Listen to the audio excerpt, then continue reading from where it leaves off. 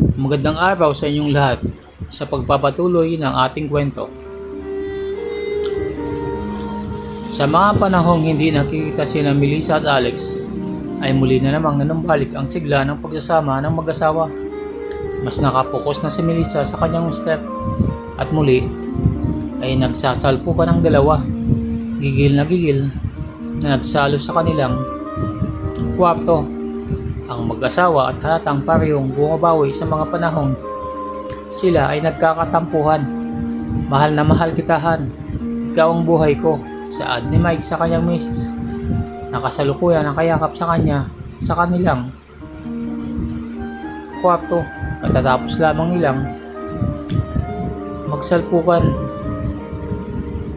ng dalawa ng gabing yon.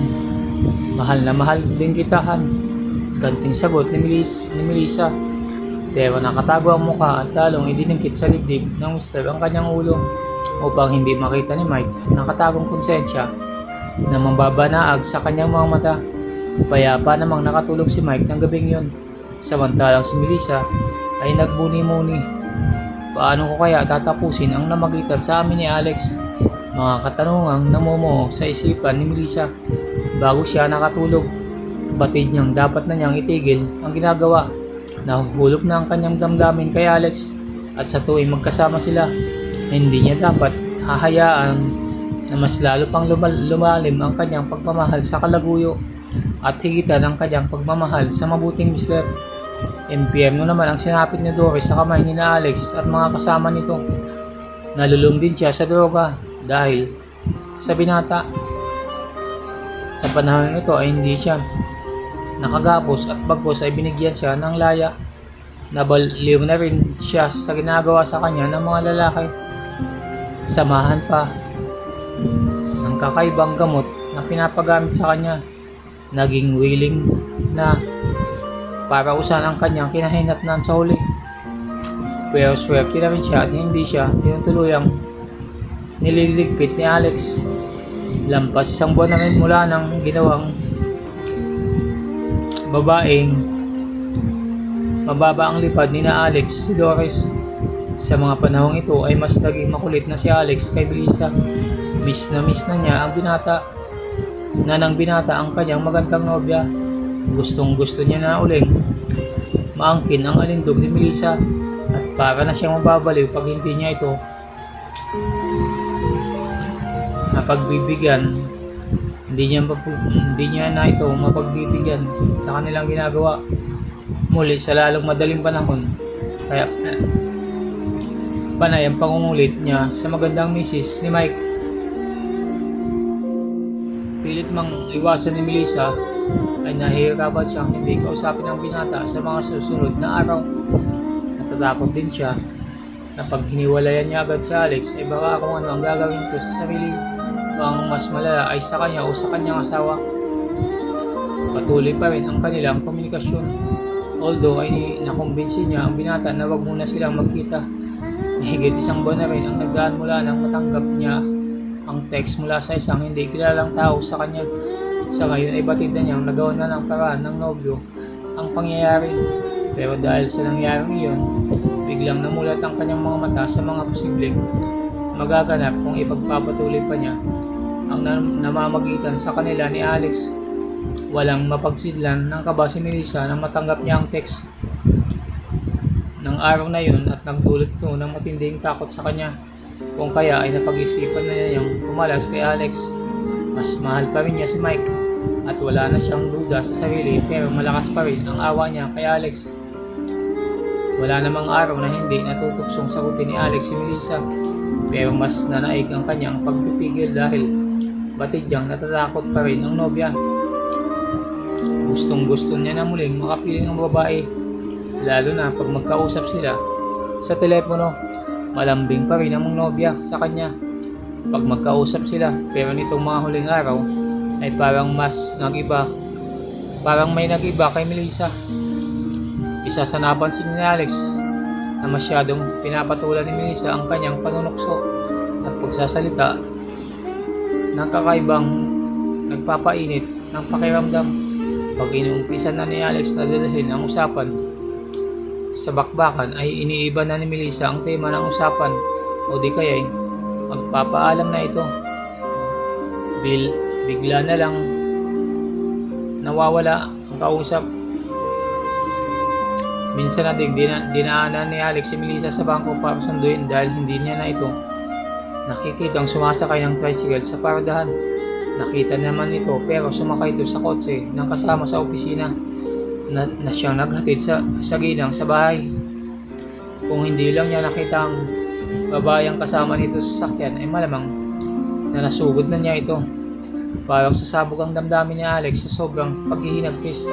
Kung hindi lamang sa pesting si Doris ay tuloy-tuloy na sana ang kanyang kaligayahan sa piling ni Melissa.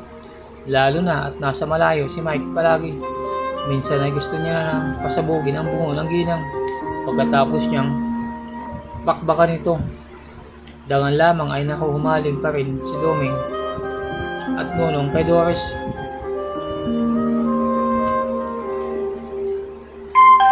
May hibig panunumbat pa rin ang sinasabi ni Alex kay Melissa sa tuwing nag-uusap ang dalawa. Lalo tuloy hindi makahanap ng buwelo si Melissa upang hiwalayan si Alex. Nanatili pa rin marupok ang damdamin ni Melissa sa binata sa kabila ng muling pagbabalik ng tibay ng pagmamahala ng ginang at ng kanyang mister. May mga gabi pa rin pinagbibigyan ni Melissa si Alex na makapagpaputok sa mga pamamagitan ng pag-uusap sa telepono. Halos magdadalawang buwan na rin silang walang contact kaya dito na lamang sila bumabawi. Minsan pilit pero may pagkakataon pa rin na tinatablad si Melissa sa kanilang usapan. Sa mga pagkakataong mainit ang kanilang palitan ng mga usapan. Nandyan ang pag-iisip na sana ay magkadugtong sila at mainit na nagsasalpukan at mariing pinagpapala ang dapat pagpalain sa kanilang mga katawan. Mabilis na dumaan ang mga araw na wala lang kaba ni Melissa. Pero ganun pa man, napapanatili niya muna ang huwag makipagkita sa nobyo. Kung naiiwasan niya na huwag nang makipagtalik sa nobyo, ay kabaliktaran naman sa communication nila. Mas palagi na silang nag-uusap ng binata at kung noong mga nakaraan ay nawawalan na siya ng ganang makipag-usap sa telepono, ay halos gabi-gabi na silang nagbabakbakan pero sa usapan lamang. Muling nagbunga ang pagtitiyaga ng binata kasama na ang matatamis na salita at pangongonsensya sa nobya. Ay nagawa na ng binata na wag maputol ang kanilang relasyon ni Melissa.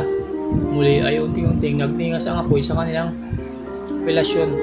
Konting pihit na lang at muli na naman silang mapapasabak sa isa't isa at gawin ang sayaw ng kamunduhan. Habang naglilinis si Melissa sa sala sa bahay, napatako ang kanyang tingin sa lagayan ng mga DVD movies. Bigla niyang naalala na may mga pelikula pangmatanda ang naroon. Ito'y galing sa mga koleksyon ni Alex na minsan nilang pinanood sa sala at napunta sa mainit na pagtatalik. Parang natuyuan ang kanyang lalamunan nang maalala ang mainit na eksena nila nung nobyo. Habang pinapanood ang palabas, hawak-hawak ni Melissa ang bagay na yun at magsimula magbalik sa alaala ang ginawa nila ni Alex. Napaupo siya sa sopa at napapikit ang mga mata habang bumabalik sa isipan kung kaano sila nakaramdam ng kakaiba ng mga araw na yun. Tago sa kanyang laman ang sensasyong nararamdaman habang naiisip ang panahon na binabakbakan siya ng binata. Hindi na namalayan ni Melissa na hawak na hawak niya na pala ang kanyang harap at marahang pinagpapala ito ng kanyang kamay. Ang marahang haplos sa sarili ay naging mariin, lalo na nung mag-init na ang kanyang pakiramdam. Napapakagatlabi na lamang siya. Habang ginagawa niya ito, iniisip niya si Alex. Mainit pa rin ang kanyang katawan.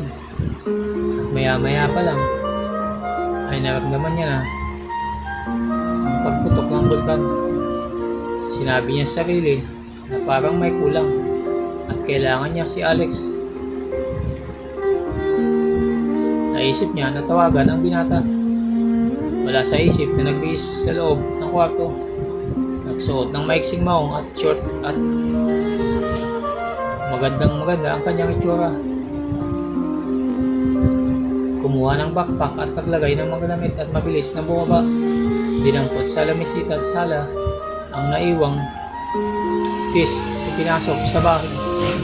Alas 8 pa lang ng gabi. Usually ay mga alas 10 sila nag-uusap ni Alex. Pero ngayon ay wala sa sarili, makikipagkita na siya sa binata.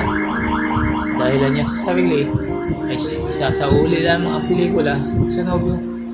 Basang-basa na ang kanyang pakiramdam habang naglalakad palabas ng subdivision. Doon naman sa bahay ni Alex ay gigil na binabakbakan ni Alex si Doris. Pawis na pawis ang dalawa habang nagsasalpukan. Wala ang mga kasama ni Alex na sina Doming at Nunong ng mga oras na yun. Dahil inutusan ng binata kaya solo niyang ginagalaw ang ginang. Pikit mata niyang binabarida ang katalik habang ina-imagine na ito ay ang kanyang nobya. Nasa kalagitnaan na siya ng kasarapan nang marinig niya ang busis ni Melissa. Be, hindi ka agad nagbulat ng mata si Alex.